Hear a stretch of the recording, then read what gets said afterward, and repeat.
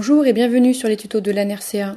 Nous sommes aujourd'hui en compagnie de Stéphane Gratteau, apiculteur à l'INRA du Magnereau en Charente-Maritime. Nous allons vous expliquer le fonctionnement d'une éleveuse avec compartiment orphelin. La constitution et la mise en route de ce type d'éleveuse sont expliquées dans un autre tuto que nous vous encourageons à regarder avant celui-ci. Ce tuto propose une méthode pour un volume d'un greffage par semaine en continu de fin avril à début juillet. La ruche éleveuse 15 cadres est donc déjà en place. Vous aurez besoin d'un nouveau cadre d'élevage à familiariser, de sirop et de pollen, frais décongelé ou en pâton. Stéphane a la particularité de mettre en couveuse des cellules de 7 jours, et non de 5 jours comme dans la plupart des cas. Il les récupère tous les lundis matins pour les mettre en couveuse et les remplace par un cadre à familiariser pour son greffage.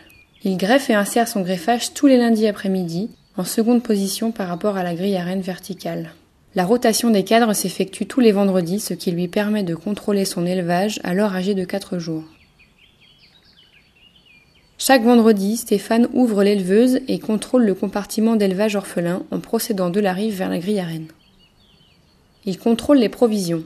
Ici, il y a bien un cadre de miel et un cadre de pollen.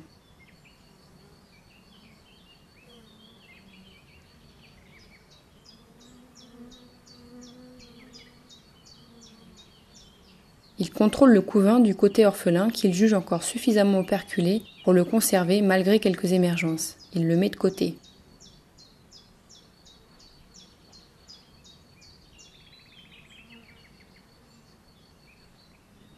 Il contrôle ensuite son cadre d'élevage et constate la réussite, ou pas, de son greffage. Il contrôle enfin le dernier cadre de couvain operculé contre la grille à rennes, qui était l'ancien cadre de couvain ouvert. Il le trouve moins beau que l'autre cadre de couvain fermé. Il le bascule dans le compartiment avec rennes.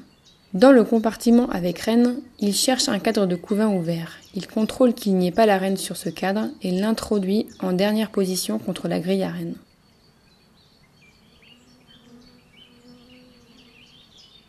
Enfin, il remet le cadre de couvain operculé mis de côté précédemment en troisième position depuis la rive.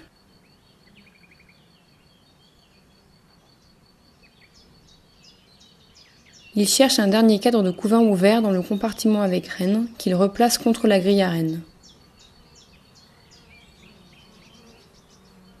Quelle que soit la configuration du compartiment orphelin à l'ouverture, il devra toujours effectuer une rotation de cadre de façon à obtenir depuis la rive un cadre de miel, un cadre de pollen, un cadre de couvain fermé, le cadre d'élevage en cours et 2 cadres de couvain ouverts de part et d'autre de la grille à rennes.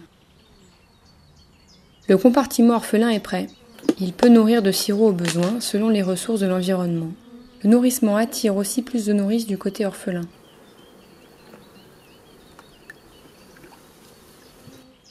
Il stimule la colonie par un apport de pollen en pâton, en écrasant celui-ci sur les têtes de cadre selon les ressources de l'environnement également.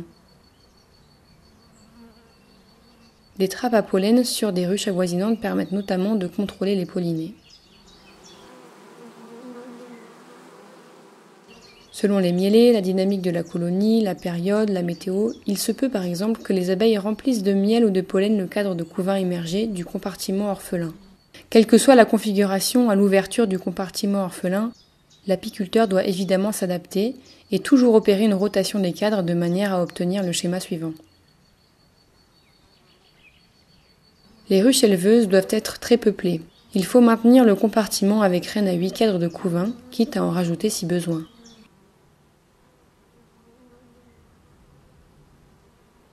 Merci à Stéphane Gratteau, apiculteur à l'INRA du Magnereau à Surgères, et à bientôt pour un prochain tuto.